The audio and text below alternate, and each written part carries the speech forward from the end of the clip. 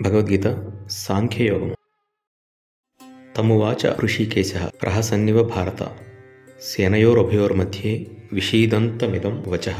ఋషికేశః అంటే శ్రీకృష్ణుడు సేనయోరుభయోర్मध्ये ఉభయ సేనల మధ్య విషీదంతం శోక సంతుప్తుడైన తం అతనితో అంటే అర్జునుడితో ప్రహసన్ ఇవ బాగా నవ్వుతూ, హసనము అంటే నవ్వడం, ప్రహసనము అంటే బాగా నవ్వడం, ఇదం వచః ఈ వచనములను ఉవాచ పలికెను.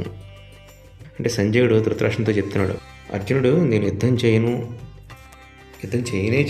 అని శ్రీకృష్ణునితో చెప్పి సైలెంట్గా ఉన్నాడు. అప్పుడు అలా శోకంతో నిండిన హృదయంతో ఉన్న అర్జునుడిని చూసి శ్రీకృష్ణ పరమాత్మ బాగా నవ్వుతూ ఇలా అంటున్నాడు అని. ఆయన అంతగా ఎందుకు నవ్వాడు చూద్దాం. అట్ ద బిగినింగ్ వీళ్ళిద్దరూ చక్కగా శైభ్య, సుగ్రీవ, మేఘపుష్ప, వలాహకం అనే అద్భుతమైన 4 గుర్రాలు ఉంచిన దివ్య రథం మీద కురుక్షేత్ర రణ రంగంలోనికి హీరోలా ఎంటర్ అయ్యారు. అర్జునుడు ఇంకా హీరోలా. ఇవాళ మనం ఎవరితో యుద్ధం చేయాలి, ఎవరిని వేసేయాలి చూస్తాను. ఓసారి అవతల పక్షం వాళ్ళు నాకు క్లియర్గా కనపడేలా రథాన్ని ముందుకు తీసుకెళ్లి 2 సైన్యాలకి మధ్యన నిలుపు బావా అన్నాడు. శ్రీకృష్ణ పరమాత్మ అలాగే చేశారు. ఓకే, తీరా అందరినీ చూశాక వాళ్ళంతా నా బంధువులు, నా స్నేహితులు, నేను వాళ్ళని చంపలేను అన్నాడు. నాకేం చేయాలో తెలియట్లేదు, నీ శిష్యుడను, నాకు కర్తవ్యం ఉపదేశించు అన్నాడు కృష్ణుతో. సరే, ఇప్పుడు మరి ఈయన చెప్పే వరకు ఆగాలి కదా ఏం చేయాలనేది. అలా కాకుండా నేను యుద్ధం చేయను అని చెప్పేశాడు. ఇంకా ఇలా నేను యుద్ధం చేయను అనే మాట అసలు యుద్ధ రంగంలోకి రాకముందే డిసైడ్ అయ్యి ఉంటే బాగుండేది. కానీ ఇంకా ఎట్ ఎనీ మూమెంట్ యుద్ధం స్టార్ట్ అవుతుంది అన్న టైంలో నిర్ణయించుకున్నాడు అర్జునుడు. పైగా వీళ్ళందరినీ తాను చంపేయబోతున్నాను అనుకుని నేను చంపను అంటున్నాడు. భీష్మ, ద్రోణ, కృపాచార్యులు మొదలైన పెద్దలు గురువులకు నమస్కరించాలి, కానీ వాళ్ళతో యుద్ధం చేయకూడదు అని, కులనాశనం చేయకూడదని ఎట్సెట్రా ఏవో చాలా ధర్మాలు కూడా చెప్పేశాడు. ధర్మం ఎవరికైనా తెలియవచ్చు, కానీ ధర్మ సూక్ష్మం తెలిసిన వాడే ధర్మజ్ఞుడు, జ్ఞాని. జ్ఞానికి తెలుసు దేహం వేరు, ఆత్మ వేరు అనేది. సరే, ఇక్కడ అర్జునుడు తనకు తెలిసిన ధర్మాలు ఏవో చెప్పాడు తన యుద్ధం విరమించుకోవడానికి కారణాలుగా. కానీ శ్రీకృష్ణ పరమాత్మ ధర్మజ్ఞుడు, జ్ఞాని. సాధారణంగా మనం ఎవరైనా తాను ఓ పని చేస్తే మంచిదా, చేయకపోతే మంచిదా అని అడిగి మనం సమాధానం చెప్పే లోపే అతనే డిసైడ్ అయిపోయాడు అనుకోండి, చేస్తాను లేదా చేయను అని. మనలాంటి వాళ్ళకైతే కోపం వస్తుంది. నీ అంతటి నువ్వే నిర్ణయించుకునే దానికి నన్ను ఎందుకు అడగటం అని ఆ వ్యక్తి మీద కోపడతాం కూడా.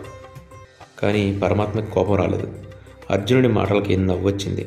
ఈ మాత్రం దానికి ఎందుకెంత కన్ఫ్యూజ్ అవుతున్నావు, నేనున్నానుగా నీ అయోమయాన్ని పోగొట్టడానికి అన్నట్లుగా బాగా నవ్వుతూ ఇలా అంటున్నారు హృషికేశుడైన కృష్ణ పరమాత్మ. శ్రీ భగవాన్ ఉవాచ అశోచ్యానన్వశోచస్త్వం ప్రజ్ఞావాదాంశ్చ భాషసే గతాసు నగతాసూంశ్చ నాను శోచంతి పండితాః. త్వం నీవు అశోచ్యాన్ దుఃఖింప తగని వారి గూర్చి అన్వశోచ దుఃఖపడుతున్నావు, ప్రజ్ఞావాదాన్ చ భాషసే బుద్ధిమంతుల మాటలు కూడా మాట్లాడుతున్నావు. గతాసూన్ అంటే గతించిన అసువులు కలవారు అంటే ప్రాణములు పోయినవారు వారి గురించి కానీ, అగతాసూంచ బ్రతికి ఉన్న వారి గురించి కానీ, నాను శోచంతి పండితాః అంటే పండితులు దుఃఖపడరు. పండితులు అంటే జ్ఞానులు, దేహానికి ఆత్మకి గల భేదం తెలిసిన వారు జ్ఞానులు. ఏ బంధువులను చూసి అయ్యో వీళ్ళంతా ఇప్పుడు యుద్ధంలో చచ్చిపోతారేమో అని నువ్వు దుఃఖిస్తున్నావో వీళ్ళెవరూ కూడా నువ్వు అసలు దుఃఖించదగిన మనుషులు కాదు. ఎలా అంటావా, వీళ్ళు నీకు ఎంత బంధువులు, గురువులు, పెద్దలు అయినా కూడా మీ పాండవులకి దుర్యోధనుడు అన్యాయం చేస్తుంటే, ద్రౌపది వస్త్రాపహరణం చేస్తుంటే వీళ్ళంతా వాడిని వద్దని ఆపలేదు, జరిగే ఘోరాన్ని జరగనిచ్చారు.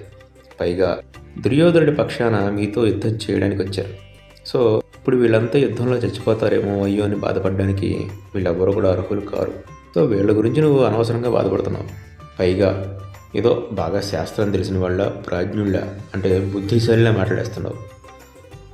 భీష్మ, ద్రోణాదులు మొదలైన పెద్దలకు నేను నమస్కరించాలి కానీ వాడిని ఎలా చంపగలను అన్నావు.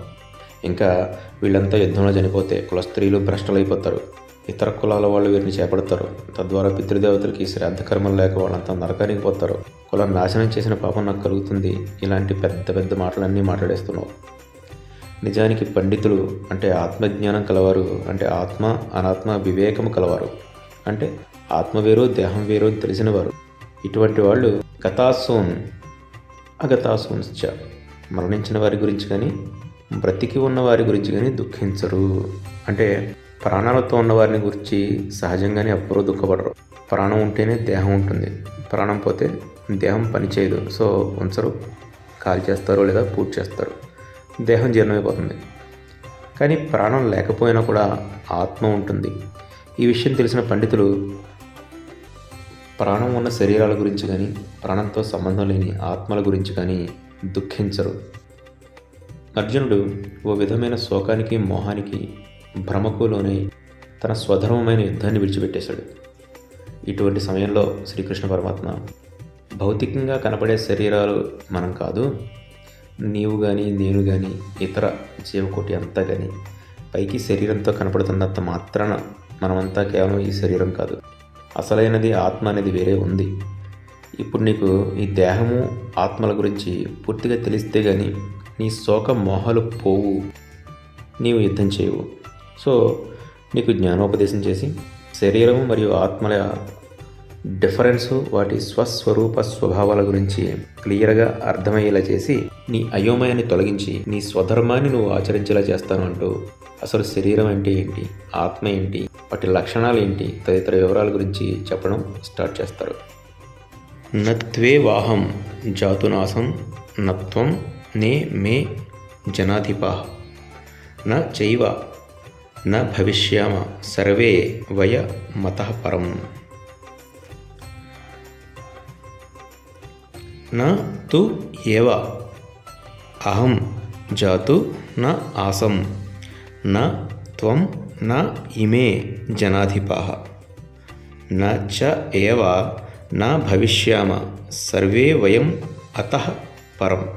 అహం అంటే నేను, త్వం నువ్వు, జనాధిపాః ఈ రాజులు, వయం సర్వే అంటే మనం అందరం కూడా, అంటే నువ్వు నేను ఈ రాజులు మనందరం కూడా, జాతు అంటే ఒకప్పుడు, నా ఆసం లేము అనేది, నతు ఏవా లేనే లేదు, మనందరం కూడా ఒకప్పుడు లేము అనేది లేనే లేదు.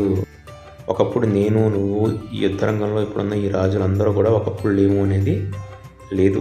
అంటే ప్రజెంట్లోనే కాదు, పాస్ట్లో కూడా మనమంతా ఉన్నాం, గతంలో కూడా ఉన్నాం. అతః పరం ఇక మీదట, నా భవిష్యామచ లేకపోవట అనేది కూడా, నా ఏవా లేదు. అంటే మనంతా పాస్ట్లో కూడా ఉన్నాము, ప్రజెంట్ ఉన్నాము, ఫ్యూచర్లో కూడా ఉంటాము, భవిష్యత్తులో కూడా ఉంటాము. భవిష్యత్తులో కూడా మనం లేకపోవుట అనేది లేదు. ఇప్పుడున్నట్లుగానే ఇంతకు ముందు కూడా ఉన్నాము, ఇక మీదట కూడా ఉంటాము. అంటే నువ్వు నేను ఇతర రాజులు, యుద్ధంలో ఉన్నటువంటి గుర్రాలు ఏనుగులు ఎక్సెట్రా జీవకోటి అంతా కూడా, చిన్న చీమ నుంచి పెద్ద జీవి వరకు, అంటే పిపీలి కాదు బ్రహ్మ పర్యంతం అందరం కూడా ఆత్మస్వరూపులమే, కేవలం దేహం కాదు. అందరము కూడా జనన మరణ రహిత ఆత్మస్వరూపులమే. అందరం కూడా ఇంతకుముందు ఉన్నాము, ఇప్పుడు ఉన్నాము, ఇక మీదట కూడా ఉంటాము. దేహినో అస్మిన్ యథా దేహే కౌమారం యవ్వనం జరా తథా దేహాంతర ప్రాప్తిర్ధీరః తత్రనుముహ్యతి. దేహినః అస్మిన్ యథా దేహే కౌమారం యవ్వనం జరా తథా దేహాంతర ప్రాప్తి ధీరః తత్ర న ముహ్యతి. శరీరం అంటే ఈ దేహం, ఈ శరీరాన్ని లేదా దేహాన్ని ధరించినది ఆత్మ ఏదైతే ఉందో ఆ ఆత్మనే దేహి. దేహినః అంటే దేహికి, అస్మిన్ దేహే ఈ దేహమున, కౌమారం యవ్వనం జర అంటే బాల్యము యవ్వనము ముసలితనము, యథా ఎలాగో, తథా అలాగే, దేహాంతర ప్రాప్తి అంటే వేరే దేహం వచ్చుట అనేది కూడా జరుగుతుంది. తత్ర అటువంటప్పుడు ధీర అంటే జ్ఞానవంతుడు, ధీ అంటే బుద్ధి కదా, ప్రజ్ఞ, ధీరుడు అంటే ప్రజ్ఞావంతుడు, జ్ఞానవంతుడు, బుద్ధిమంతుడు అన్నాడు. నా ముహ్యతి అంటే మోహము చెందుటలేదు, అంటే భ్రమకులోనోడు తీయడం వాడు. అంటే ఇది నా దేహము, ఈ దేహం పోతుంది అన్న ఫీలింగ్ వాడికి ఉండదు. జనరల్గా అందరం కూడా పుడతాము, చిన్నపిల్లగా ఉంటాం, యవ్వనం వచ్చేసరికి శరీరం కాస్త పెద్ద అవుతుంది, బాడీలో రకరకాల మార్పులు వస్తాయి. సన్నగున్న వాళ్ళు లావుగా బలంగా మారుతాం. యవ్వన దశ తర్వాత ముసలితనం, మళ్ళీ శరీరం బలం తగ్గుతుంది, కొంచెం సన్నబడతాం, నడుము వంగుతుంది. యవ్వనంలో ఉన్నప్పటికంటే కొంచెం శరీరం క్షీణిస్తుంది. ఇలా బాడీలో డిఫరెంట్ స్టేజెస్, ఆ డిఫరెంట్ స్టేజెస్లో డిఫరెంట్ చేంజెస్ అన్నీ కూడా మనం ఎక్స్పీరియన్స్ చేస్తాం.